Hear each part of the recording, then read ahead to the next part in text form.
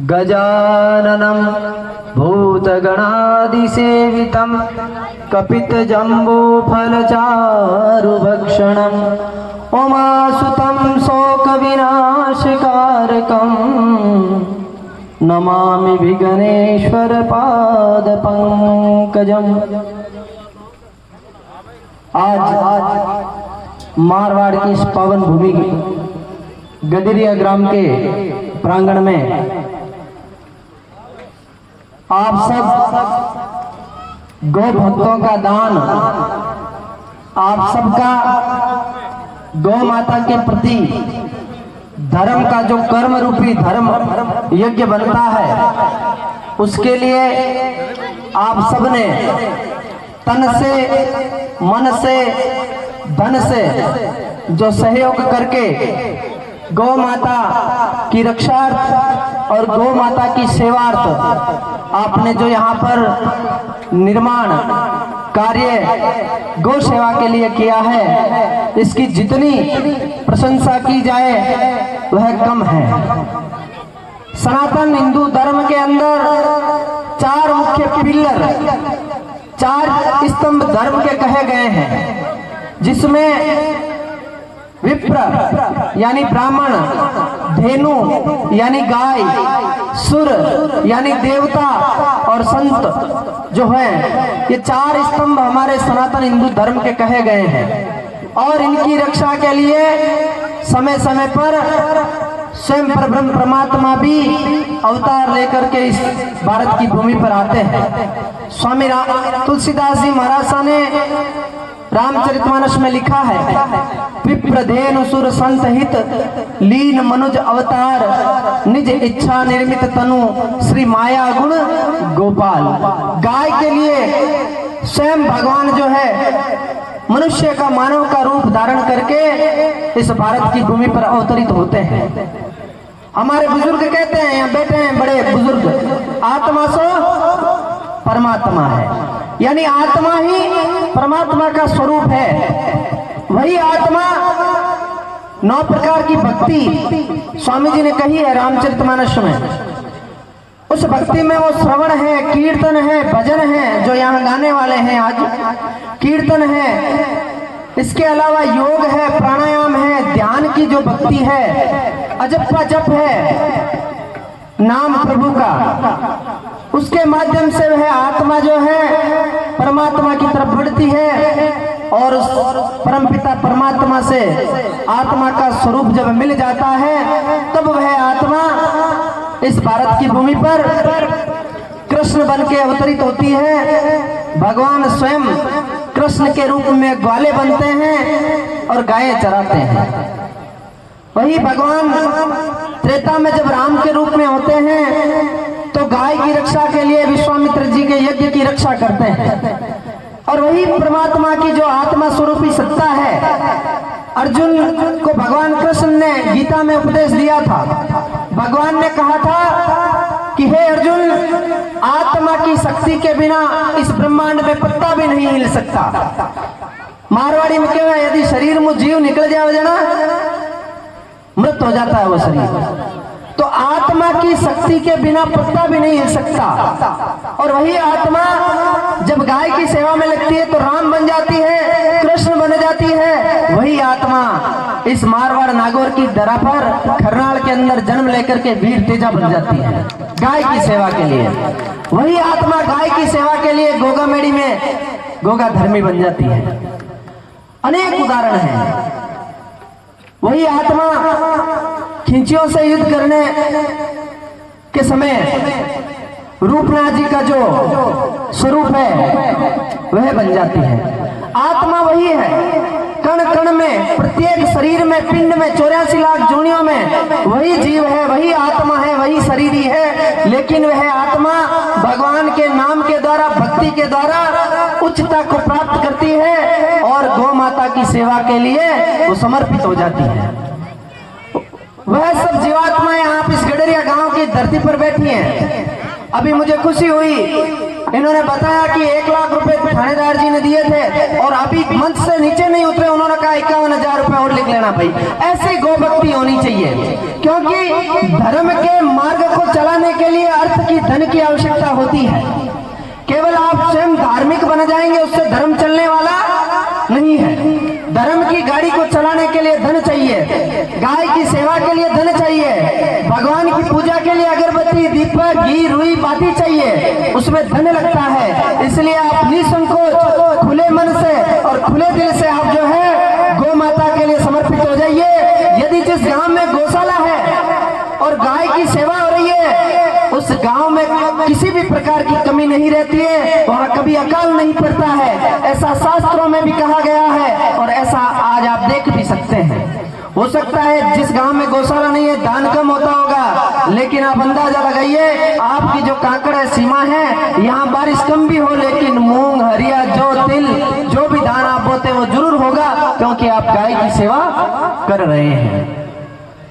इसलिए आप भूल जाइए। देखिए, काम, धंधा, रोजगार, व्यापार, परिवार को चलाने के लिए सबको करना है, क्योंकि भगवान ने गीता में उपदेश दिया है, कर्मण्येवाधिकारस्ते मा फलेषु कदाचन मां कर्म हेतुर्भि संगोस्ते मां कर्मणि। हे अर्जुन, तू कर्म कर, फल की इच्छा मत कर। इसलिए आप गायों के लिए दिल खोल करके दान कर दीजिए।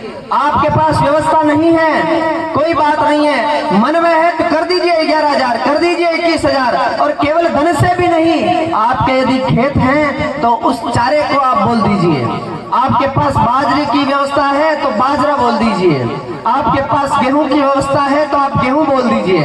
आप एक बोरी जो आपके ये खली आती है वो खली बोल दीजिए। आप किसी भी प्रकार से सेवा कर सकते हैं। और यदि आपका स्तर नहीं है, सपोज करिए आप बहुत मजदूरी करने वाले हैं, आपके पास पैसा नहीं है, तो धन से ही सेवा नहीं होती, आप तन से इस गौशाला में सेवा करना शुरू कर दीजिए। कौन ऐसे लोग हैं केवल धन से ही काम नहीं होता है, यहाँ गायों को चारा डालना पड़ेगा, यहाँ गायों की सेवा करनी पड़ेगी, गायों को चराना पड़ेगा। तो आप ईमानदारी से रोजाना 1-2 घंटे या सप्ताह में 1-2 घंटे गौशाला में अपनी हाजिरी लगाना शुरू कर दीजिए। चाहे आप थानेदार हैं, चाहे आप डीपी हैं, चाहे एसपी हैं, आरएस हैं, आईपीएस है, आपने यूपीएससी किया है, आप पॉलिटिशियन हैं, आप नेता हैं, आप एमएलए हैं, आप एमपी हैं, चाहे आप कुछ भी हैं, लेकिन आप भारत के सनातनी वीर पुरुष हैं और आप एक बार अपनी उस व्यवस्था को त्याग करके गौ भक्त बन करके गौशाला में आकर के सेवा प्रारंभ कर दीजिए। वो सेवा का दान शरीर से होता है, हाथ से होता है, आप वही प्रारंभ कर दीजिए, धन की आवश्यकता नहीं है। और आप नहीं आ सकते तो मन से सेवा करना शुरू कर दीजिए। आप गौ माता के लिए सहयोग करिए, दूसरों को बोलिए कि आप गायों के लिए सहयोग करें।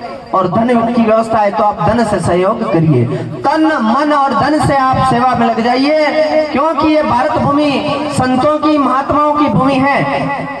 गाय की सेवा के लिए अनेक संतों ने, वीरों ने अपने प्राणों की आहुतियां इस मारवाड़ की धरती पर भी दी है। तो आपको गायों के लिए पूर्ण समर्पित होना है, आपको पुनः उस इतिहास को दोहराना है। और मैं आपसे ये कहना भी चाहूंगा कि मेरे पास लिखवा जी और रामेश्वर जी आए थे, धन्यवाद है, समय निकाल के मैं आया। गायों के लिए तो मेरा शरीर हमेशा हाजिर है और मैं आपका ही भाई हूँ, बंधु हूँ, मैं कोई बाहर से नहीं आया हूँ, मैं नागौर की भूमि पर जन्मा हूँ। वैष्णव कुल में जन्म लेने के बाद में मेरे ऊपर ठाकुर जी की कृपा हुई, उन्होंने मुझे जोधपुर मारवाड़ महाराजा गज सिंह जी की गुरु गद्दी पर जोधपुर में आश्रम दिला के बिठा दिया। वो एक धर्म की व्यवस्था है, मुझे सनातन हिंदू धर्म का काम करना है, वह काम भी मैं आज कर रहा हूँ। 14 राज्यों में हमारे आश्रम की टीमें हैं जो हिंदू सनातन शिक्षा संस्कार केंद्रों के माध्यम से पूरे भारत में काम कर रही है। अब मैं आपसे यह भी कहना चाहूंगा, मैंने पूछा इनको तो इन्होंने कहा यह गोचर भूमि है, चारागाह भूमि है।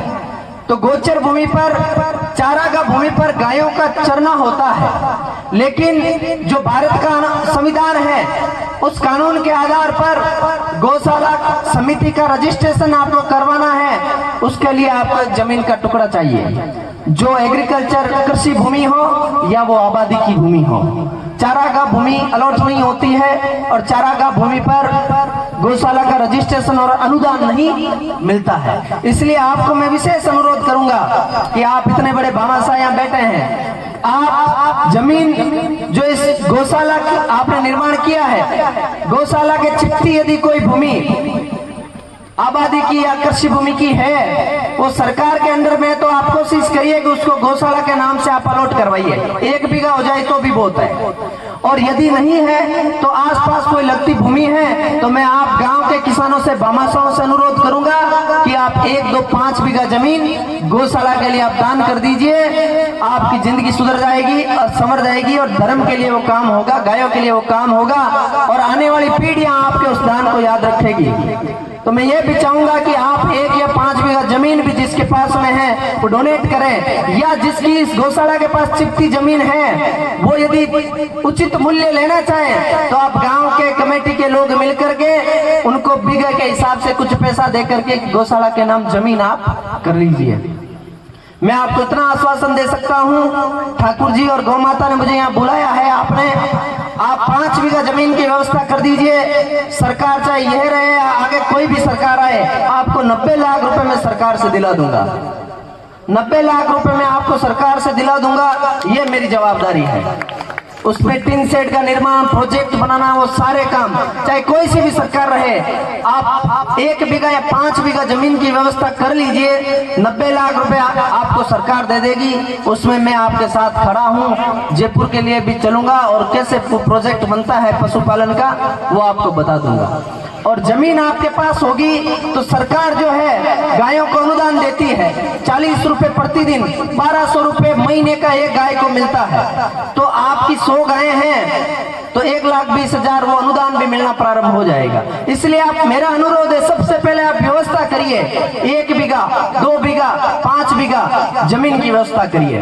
और मैं आपको ये भी आश्वासन देता हूं कि ये जमीन खरीद करनी पड़ेगी, उसमें मेरा जो योगदान होगा आपको पाव बीघा, आधे बीघे की राशि भी मैं आपको देके जाऊंगा, ये मैं आपको कह सकता हूं। जब आप जमीन खरीदे मुझे याद कर लेना, आपका जो यहाँ भाव हो उसमें पाव बीघा, आधा बीघा, जितना मेरा सामर्थ्य होगा, मैं तो फक्कड़ हूं, मैं तो फक्कड़ बन गया हूं, लेकिन मैं मांग के लाऊंगा आपके लिए पाव बीघा या आधे बीघे की व्यवस्था जमीन की जो होती है, मैं मेरे को निमित्त बना करके आपको करवाऊंगा। इसलिए आप 1, 2, 5 बीघा जमीन की व्यवस्था करो, बाकी सारी व्यवस्था ठाकुर जी कर देंगे। और थानेदार जी और ऐसे युवा प्रबुद्धजन, बुजुर्ग और वीर जो कहे जाते हैं, मारवाड़ के जाट, 36 कौम के लोग गायों के लिए सेवा करने वाले हैं। आप धन से पीछे मत हटना, आपकी भंडार जो है गौ माता और ठाकुर जी हमेशा भरे हुए रखेंगे, इसमें किसी भी प्रकार की कमी नहीं आएगी। एक बार दोनों हाथ उठा करके जोरदार जयकारा गौ माता के नाम का बोलिए, गौ माता की, कृष्ण कन्हैया लाल की। और सभी मेरे साथ में एक भगवान श्री कृष्ण ठाकुर जी का संकीर्तन गाइए। श्री कृष्ण गोविंद हरे मुरारी, हे नाथ नारायण वासुदेव। श्री कृष्ण गोविंद हरे